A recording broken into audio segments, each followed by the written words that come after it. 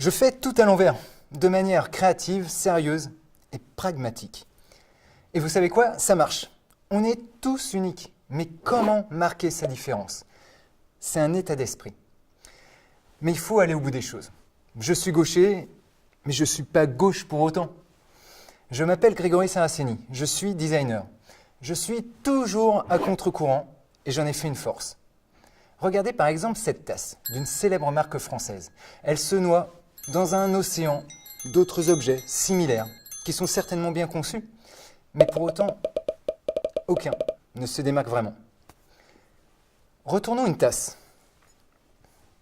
A priori, elle ne sert à rien, on est d'accord, une fois retournée. Comment donner du sens à un objet qui semble être inutile? Comment lui donner un intérêt?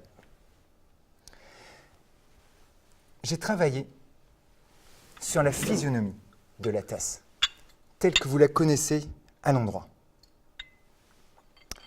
Non, elle n'est pas remplie. Elle est à l'envers. Allez, c'est l'heure du thé. Merci. Excellent. Comme vous le voyez, ma démarche s'est focalisée sur l'utilisateur et non sur un délire de créateur. J'ai pensé qu'il fallait envelopper la tasse, comme ceci, dans le creux de ses mains, afin de conserver la chaleur et de profiter le plus longtemps possible de sa boisson chaude. Vous connaissez la transparence et la blancheur de la porcelaine. C'est un gage de haute qualité.